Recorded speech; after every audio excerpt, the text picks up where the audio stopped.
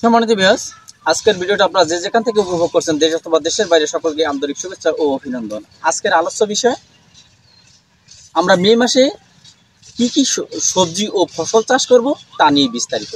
আমি আপনাদের সঙ্গে রয়েছি কৃষি পরামর্শ ইউটিউব চ্যানেলের রয়েছি। আসসালামু আলাইকুম। সম্মানিত সবজি চাষি ও ফসল চাষি ভাইরা, আপনারা দীর্ঘদিন যাবৎ এই সবজি চাষ করে আসছেন। এখন আমরা এই সবজি চাষ আমাদের করাই লাগবে। আমরা যে কৃষক, এই সবজি চাষটি হচ্ছে একটি আনন্দদায়ক চাষ। তা সম্মানিত কৃষক ভাইরা বা সবজি চাষি ভাইরা, আমরা এখন সর্বপ্রথম এই মে মাসে আমরা কি কি শাক চাষ করব। এটি হচ্ছে লাল শাক, ডাঁটা শাক, পুঁই শাক, লাউ শাক, কুমড়া শাক। এখন এই শাকগুলো আমাদের যাদের রক্তের স্বল্পতা রয়েছে, আমরা অবশ্যই লাল শাক পর্যাপ্ত পরিমাণ খাবো এবং নিজেও এই পরিত্যক্ত জমিগুলোতে লাল শাক চাষ করব। এর থেকে বাড়তি আয়ের সৃষ্টি করব এবং মশলাজাত শাক হিসাবে আমরা কিন্তু প্রত্যেকে ধনিয়া শাকটি চাষ করব। এই ধনিয়া চাষটি অবশ্যই যেন গ্রীষ্মকালীন বীজ হয়।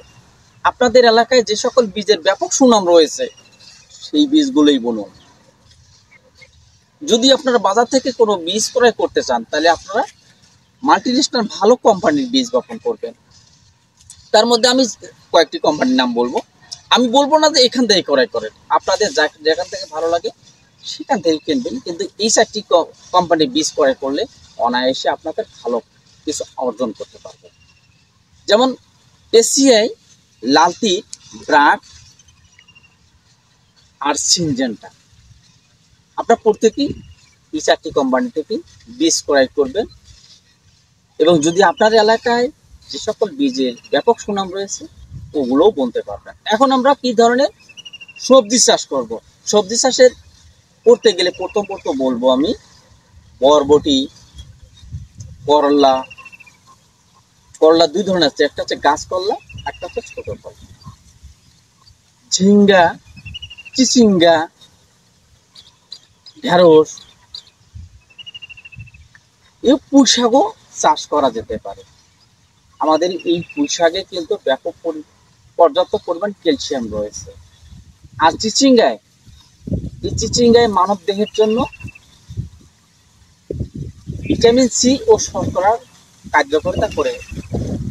কার্যকারিতা সৃষ্টি করে থাকে। তাই আমরা চিচিঙ্গা চাষ নিজে করব, পরিবেশের ভারসাম্য রক্ষা করব। এখন আমরা কি কি ধরনের ফসল চাষ করব। এখন কিন্তু আমাদের বাড়ির আশেপাশে অনেক জমি পরিত্যক্ত ভাবে পড়ে আছে, বা আমরা যারা আগাম এই ভুট্টা করছি, এখন এই ভুট্টার জমিতে আমরা কি ধরনের ফসল চাষ করব। সেই ফসলটি হচ্ছে পাট। আমাদের বাংলাদেশে বা ব্যাপক বিভিন্ন দেশে এই পাটকে আমরা সোনালী আঁশ বলে থাকি, বা গোল্ডেন ফাইবার। তাই এই গোল্ডেন ফাইবার চাষ করতে গেলে আপনি আমি প্রত্যেকেই ভালো থাকবো। অযথা জমিকে ফেলে না রেখে আমরা কিছু চাষ করি। এখন এই পরিত্যক্ত জমিতে চাষ করব আদা ব্যাপক মূল্যবান একটি সম্পদ। আমরা এই আদাকে আমরা বিভিন্নভাবে কলকারখানাগুলোতে এই আদাকে আমরা ঔষধি গুণ সম্পন্ন একটি ফসল। তাই আমরা সকলে মিলে এগুলো চাষ করব। এরপরে আমরা মরিচ চাষ করব, গ্রীষ্মকালীন মরিচ। আমরা যে মরিচটা চাষ করব, এই মরিচটার ফলা, আপনার হয়তো আমার এই কথাটা বুঝতে পারেনি। ফলা বলতে যেগুলো মরিচ নিচের দিকে ধরে এবং বিভিন্ন ব্যাকটেরিয়া, ফাঙ্গাল উইল আমাদের এই মরিচগুলো যেন অ্যাটাক করতে না পারে, আমরা সেভাবে জমিটাকে তৈরি করে নেব। তারপরে এই মরিচ চাষটি করব। মরিচ চাষটি কিন্তু একটি লাভজনক চাষ। এই গ্রীষ্মকালীন সময় মরিচ কিন্তু এখানে সেখানে চাষাবাদ হয় না।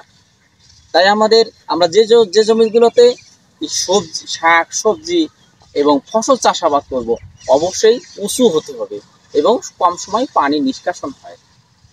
সম্মানিত সবজি চাষী ভাইরা, আমার এই ভিডিওটি যদি আপনাদের কিঞ্চিত উপকারে আসে, অবশ্যই লাইক কমেন্ট সাবস্ক্রাইব করে ব্যাপক সংখ্যক বন্ধুদের মাঝে ছড়িয়ে দেওয়ার জন্য আমি আপনাদের সঙ্গে রয়েছি কৃষি পরামর্শ ইউটিউব চ্যানেলে।